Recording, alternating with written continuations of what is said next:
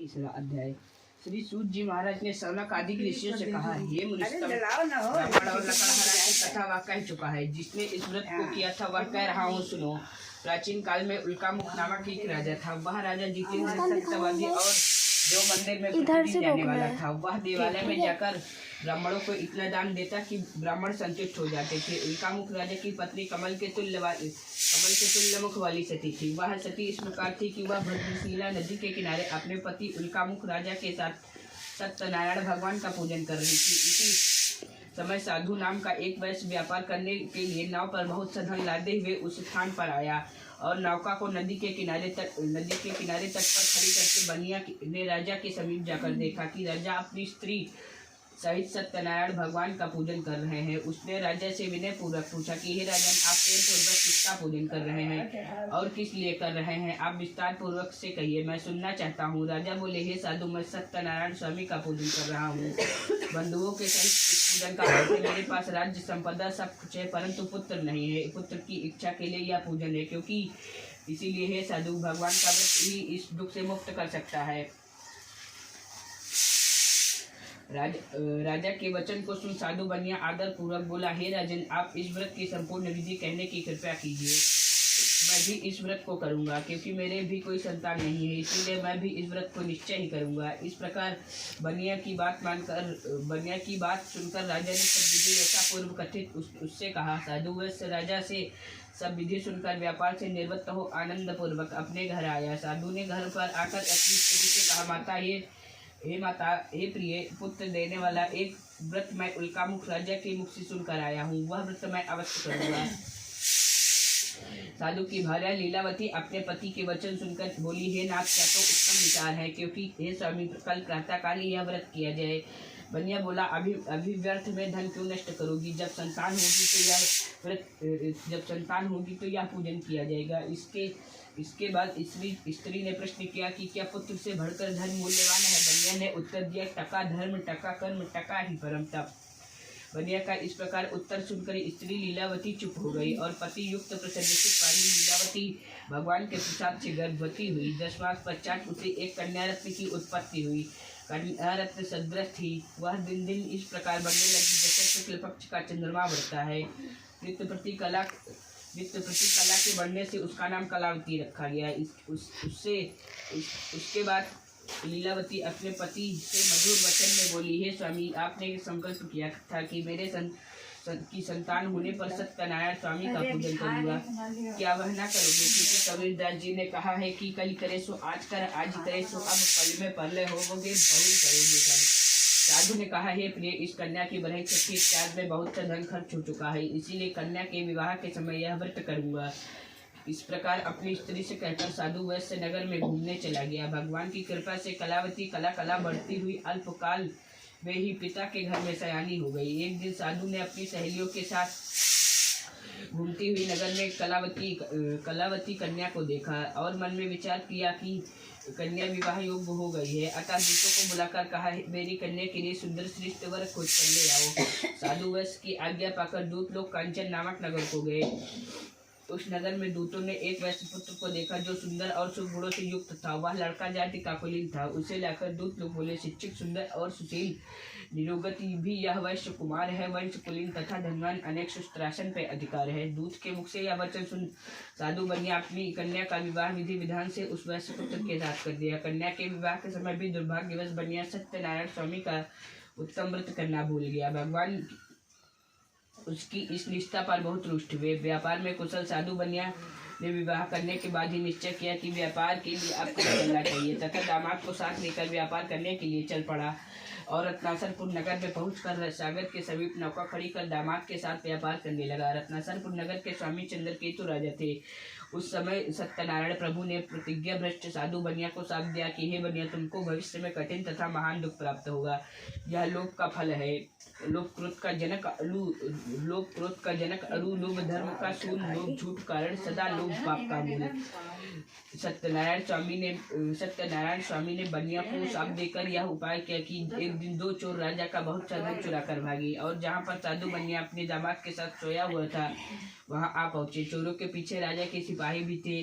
सिपाहियों को देखकर चोर डर के कारण धन बनिया के पास रखकर तुरंत रफू चक्कर हो गई। सिपाहियों ने बनिया के निकट पहुंचकर देखा कि राजा का समस्त धन रखा हुआ है। अतः उन्हीं दोनों को चोर समझकर सिपाही लोग उन्हें बांधकर राजा के पास ले आए और हर्षपूर्वक सिपाहियों ने राजा से कहा, हे राजन, हम यही दोनों चोर हैं जो आपका धन चुरा कर भागे हुए थे।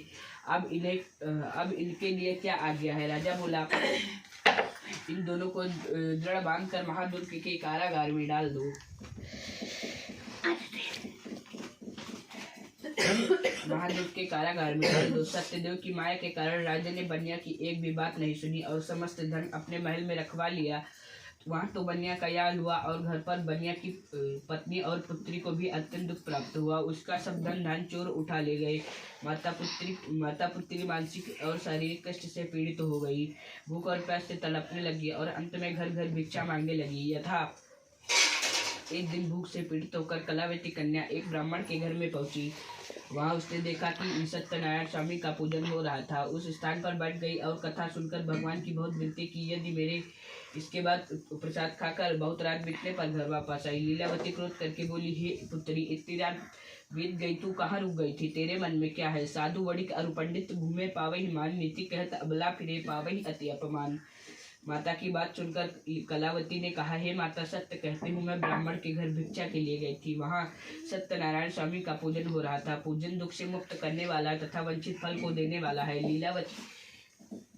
लीलावती क्रोध करके बोली। लीलावती कन्या का वचन सुनकर भगवान का व्रत करने के लिए उद्यत हुई और प्रातःकाल कन्या से बोली, तू पूजन की सामग्री एकत्र कर, आज सत्यनारायण स्वामी का पूजन करूंगी। बंधु तथा स्वजनों के सहित उस स्त्री ने सत्यनारायण स्वामी का पूजन किया और प्रभु से प्रार्थना की कि हे भगवान, यदि मेरे पति और दामाद शीघ्र वापस आवेंगे तो फिर आपका व्रत धारण करूंगी। मेरे पति तथा दामाद से जो कुछ अपराध हो गया है भगवान उसे क्षमा कीजिए। अवगुण किए तो बहु किए, करत न आई लाज, अवगुण मेरे बाप जू बगस करीब निवाज। इस प्रकार लीलावती के व्रत और प्रार्थना से भगवान प्रसन्न हो गए और चंद्रकेतु राजा से स्वप्न में कहा, राजन, प्रातःकाल उन दोनों बनियों को कारागार से मुक्त कर दो। यदि ऐसा न करोगे तो तुम्हें राज्य एवं पुत्र धन सहित नष्ट कर दूंगा। इस प्रकार स्वप्न में राजा से कहकर भगवान अंतर्ध्यान हो गए। राजा प्रातःकाल अपने प्रियजनों के साथ सभा में बैठे देखा हुआ रात्रि का स्वप्न लोगों से कहा। सब लोग सुनकर बोले, हे महाराज, स्वप्न सत्य प्रतीत होता है। स्वप्न की आज्ञा के अनुसार ही आचरण करना उचित है। अंतर राजा ने दूतों को आज्ञा दी कि जो दोनों बनिया कारागार में है उन्हें मुक्त कर दो। यदि ऐसा न राजा की आज्ञा पाकर लोगों ने कारागार से उन दोनों बंदियों को निकाल कर राजा के सामने उपस्थित किया और विनय पूर्वक राजा से कहा, हे राजन, हम बंधन से मुक्त करके दोनों बंदियों को लाए हैं। इसके बाद दोनों ने राजा चंद्रकेतु को दंडवत किया और अपना पूर्व वृत्तांत सोचकर भय से व्याकुल मौन रहे। वे भयभीत इसीलिए थे क्योंकि तब राजा ने दोनों बंदियों की ओर देखकर कहा, जो कुछ तुमको दुख प्राप्त हुआ है उसका कारण दैव है, मैं नहीं। इस समय कोई भय नहीं है, तुम निर्भय हो जाओ। इतना कहने के बाद राजा ने उनके कड़ी कटवा दिया और बाल बनवाने की आज्ञा दिया। बनियों ने बाल बनवाए। तत्पश्चात राजा ने उन दोनों को वस्त्र तथा आभूषणों से सुसज्जित किया तथा मीठे वचनों में राजा ने बनियों को संतुष्ट किया और उनका जो धन लिया था उसका दूना द्रव्य उन्हें दे दिया तथा अंत में राजा ने उनसे कहा, हे साधु, तुम अपने घर की ओर प्रस्थान करो। राजा की आज्ञा पाकर बनियों ने कहा, अब आपका आदेश है तो हम घर जा रहे हैं। इस प्रकार कहकर दोनों ने अपने घर की ओर प्रस्थान किया। अध्याय बोलो। सूत जी ने सनकादिक ऋषियों से कहते हैं कि हे ऋषियों, साधु बनिया यात्रा से पूर्व मंगल करके ब्राह्मणों को धन देकर और रत्नपुर नामक नगर को चला। जब बनिया कुछ मार्ग चला तो भगवान ने मन में सोचा कि परीक्षा कर देखे बनिया का हृदय शुद्ध हुआ या नहीं। अतः दंडी स्वामी का रूप धारण करके साधु बनिया ने प्रश्न किया कि हे साधु, तुम्हारी नौका में क्या वर्तमान है? धन के मद में चूर हुए बनियों ने उत्तर दिया, हे दंडी, तुम क्यों पूछते हो? क्या कुछ तुम्हारी द्रव्य लेने की इच्छा है? तुम तो यह कहावत चरितार्थ कर रहे हो कि मांगी भीख और पूछे गांव की जमा। मेरी नाव में कुछ भी हो तुमसे मतलब, मैं तो बनिया हूँ, मेरी नाव में इसके सिवा और क्या ही हो सकता है। सुनो हे दंडी, मेरी नौका में यह नमक, मसाला, लता पत्र आदि वर्तमान है। इस प्रकार बनिया का निष्ठुर वचन सुनकर दंडी भगवान ने कहा, तुम्हारा वचन सत्य हो। दंडी महाराज इस तरह कहके उस स्थान से चलकर सिंधु के समीप एक ही जगह बैठ गए। उनके जाने के बाद बनिया ने अपना नित्य कर्म किया। तत्पश्चात उसने नौका की ओर देखा और नौका जल के ऊपर आ गई थी। वह विस्मय में पड़ गया। जब उसने नौका पर चढ़कर देखा तो नौका में व्यवहारिक की जगह लता पत्र आदि मिला। बनिया मूर्छित हो पृथ्वी पर गिर पड़ा और होश आने के कारण अत्यंत चिंतित हुआ। साधु बनिया के दामाद ने साधु बनिया से कहा, शोक तथा चिंता क्यों करते हो? यह श्रेष्ठ प्रज्ञों का वचन है। चिंता चिंता से कहती है, तू मैं तुमसे बड़ी हूँ और तुम मुर्दे को जलाती है, मैं जीते को जलाती हूँ। माल पुनः मिल जाएगा है दंडी का साथ, उनसे जा मांगो क्षमा विनय पूर्वक। आप इसमें संदेह नहीं है। दंडी स्वामी की शरण में जाके भीख मांगो, वे आपकी इच्छा पूरी करेंगे। श्री गीता जी में भगवान ने स्वयं कहा है। इस प्रकार दामाद की बात सुनकर साधु बनिया दंडी स्वामी के पास गया और भक्ति पूर्वक दंडवत किया तथा उनसे आदर पूर्वक बोला, हे प्रभु, मैंने आपके समीप जो झूठ बोलने का अपराध किया है, भगवान उसे क्षमा कीजिए। क्योंकि इस प्रकार साधु बनिया बार बार कहकर दंडवत किया तथा महाशोक से विहल हो गया। और साधु को अत्यंत विलाप करते हुए देखकर दंडी स्वामी ने कहा, हे साधु, रो मत, तुमने पूजा करने का वादा किया था किंतु अभी तक नहीं किया, इसीलिए ये मूर्ख मेरी आज्ञा से बार बार तुमको दुख प्राप्त हुआ है। दंडी स्वामी का कथन सुनकर साधु बनिया स्तुति करता है कि हे भगवान, मैं आपकी माया से ब्रह्मा इत्यादि देवता भी मोहित हैं और वे भी आपके आश्चर्यजनक रूप तथा गुण से अनभिज्ञ है। मैं तो मूर्ख हूँ, माया में, इसीलिए मैं आपको कैसे जान सकता हूँ? माया में लीन हूँ। अब मेरा अपराध क्षमा कीजिए। मैं अपने वैभव के अनुसार ही आपका पूजन करूंगा। मैं आपकी शरण में आया हूँ। अब मेरा पूर्व धन मुझे देकर मेरी रक्षा कीजिए। इस प्रकार साधु बनिया की भक्ति युक्त बात सुनकर दंडी स्वामी प्रसन्न हुए और साधु बनिया से बोले। ऐसा कहकर दंडी स्वामी ने बनिया को वर दिया कि तुम्हारा मनोरथ सिद्ध हो, अर्थात तुम्हारा द्रव्य तुम्हें वापस मिल जाए। इस प्रकार वंचित फल देकर दंडी स्वरूप भगवान वहीं पर अदृश्य हो गए। इसके बाद साधु ने जब आकर देखा तो नौका द्रव्य से परिपूर्ण पाया। बनिया ने लोगों से कहा, सत्यदेव की कृपा से मुझे वंचित फल प्राप्त हुआ है तथा बनिया नाव की सब चीजें संभाल कर स्वदेश को रवाना हुआ। जब दूत नगर में पहुंचा तो साधु की स्त्री को देखकर हाथ जोड़कर प्रिय वचन में बोला, आपके पति और दामाद सब लोगों के साथ बहुत सा धन लेकर नगर के समीप आ गए हैं। दूत के मुख से यह वचन सुनकर उस पतिव्रता पत्नी ने प्रसन्न होकर उसी समय अपनी कन्या से कहा, तुम सत्यनारायण स्वामी का पूजन करो, मैं शीघ्र ही पति का दर्शन करके आती हूँ। ऐसा कहकर वह पति का दर्शन करने चली गई। कलावती ने अपने माता की इस तरह बात सुनकर शीघ्र ही सत्यदेव का पूजन समाप्त किया और भगवान का प्रसाद बिना ग्रहण किए वह अपने पति का दर्शन करने चल पड़ी। इससे भगवान ने रुष्ट होकर उसके पति के नाव सहित जल में डुबो दिया। इसीलिए कलावती कन्या अपने पति को ना देख सकी और महान सुख से रुदन करती हुई भूमि पर गिर पड़ी और कहने लगी। इस तरह नौका को डूबी हुई देखकर अपनी कन्या को अत्यंत दुखी देख साधु बनिया मन में भयभीत होकर सोचने लगा कि महान आश्चर्य है तथा नाव खेने वाले मल्लाह भी परम चिंता से युक्त हो गए। इसके बाद लीलावती कन्या को विलाप करती देखकर पति से बोली, हे स्वामी, देखते ही देखते नौका कैसे नष्ट हो गई, क्या जाने किस देवता की उपेक्षा है। किंतु सत्यनारायण स्वामी का महात्मा कौन जान सकता है, कहीं उनके क्रोध से तो ऐसा ना हुआ हो। इस प्रकार विलाप करने लगी और कलावती कन्या को गोद में लेकर रोने लगी। इसके बाद अपने पति को नष्ट हुआ देखकर कलावती मन में विचार करने लगी, जब पतिदेव नष्ट हो गए हैं तो मैं जीवित रहकर क्या करूंगी, क्योंकि अब मेरा जीना स्वर्थ व्यर्थ है, इसीलिए अब मुझे सती हो जाना चाहिए। इस तरह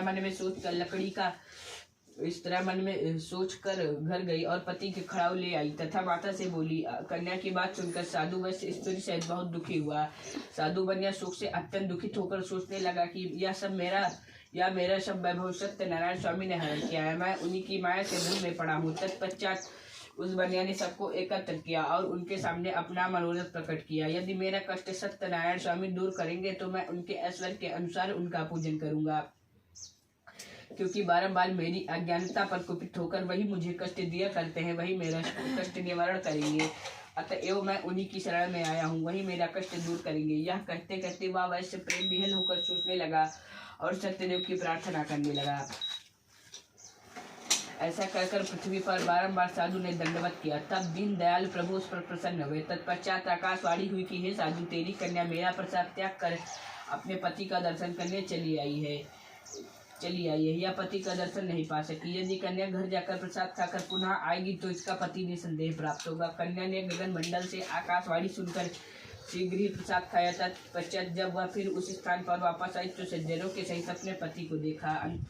अंतत कन्या ने अपने पिता से कहा, आप तो घर चले विलम्ब क्यों करते हैं? कन्या की बात मानकर साधु संतुष्ट हुआ और उसी समय वहीं पर सत्यनारायण स्वामी का विधि पूर्वक पूजन करके द्रव्य और बंधुजनों के सहित आनंद पूर्वक घर आया। इसके पश्चात वह हर पूर्णमासी और संक्रांति को सत्यनारायण स्वामी का पूजन करने लगा। सनक आदि ऋषियों से सूर्य महाराज कहते हैं कि इस प्रकार साधु बन्या व्रत के प्रभाव से इस लोक में अनेक सुखों को भोग कर अंत में सत्यपुर वैकुंठ लोक को चला गया। अध्याय बोलो सत्यनारायण। 5वां अध्याय। श्री सूर्य ने सनकादिक ऋषियों से कहा, हे मुनीश्वरों, मैं और भी एक कथा कहता हूँ, आप लोग सुनिए। सतयुग में तुंगध्वज नामक राजा था। वह अपनी प्रजा को पुत्र के समान मानता था और उनके पालन में तत्पर था। इस प्रकार का प्रजापालक राजा भी सत्यदेव के प्रसाद त्याग देने के कारण महान दुख को प्राप्त हुआ। एक बार वह राजा वन में आखेट यानी शिकार के लिए गया। वहाँ बहुत से प्रकार के बनैले पशुओं का संहार किया। इसके बाद घर की ओर प्रस्थान किया। मार्ग में एक स्थान पर वृक्ष के नीचे राजा ने देखा कि बहुत से ग्वाले बंधुओं के सहित श्रद्धापूर्वक सत्यनारायण स्वामी का पूजन कर रहे हैं। इस प्रकार देख राजा अभिमानवश न तो उस स्थान पर गया और न सत्यदेव प्रभु के सामने मस्तक ही झुकाया। तत्पश्चात गोप लोगों ने पूजन समाप्त करने पर सत्यनारायण स्वामी का प्रसाद राजा के समीप ला रखा तथा वे अपने स्थान पर आकर इच्छा अनुसार प्रसाद ग्रहण किए और राजा उस प्रसाद को त्याग कर चला गया। तब राजा को उस प्रसाद को त्याग देने के कारण महान दुख प्राप्त हुआ। उसके सभी 100 पुत्र मृत्यु के प्राप्त हुए। उसका सब धन धान नष्ट हो गया। तब राजा ने अपने मन में सोचा कि सत्यनारायण प्रभु के प्रसाद त्याग देने के कारण महान यह मेरी दशा हुई है। यह निश्चित है क्योंकि प्रभु में इतनी शक्ति है। इस प्रकार सोचकर राजा शीघ्र ही उस स्थान पर गए जहाँ पर गोप लोग सत्यनारायण स्वामी का पूजन कर रहे थे। तत्पश्चात राजा ने भक्ति तथा श्रद्धा पूर्वक विधि सहित गोप लोगों के साथ सत्यदेव स्वामी का पूजन किया तथा पुनः पुत्र तथा धन से संपन्न हो गया और इस लोक में अनेक सुखों को उपभोग कर अंत में सत्यपुर वैकुंठ लोक को चला गया। अध्याय बोलो सत्यनारायण स्वामी।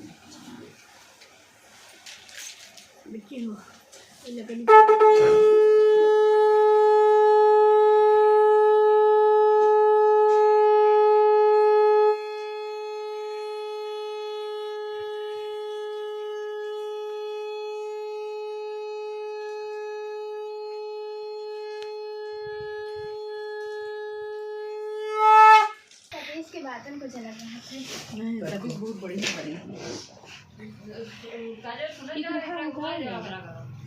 यही बस करो। हवन मसाला नहीं मिक्स कर रहा।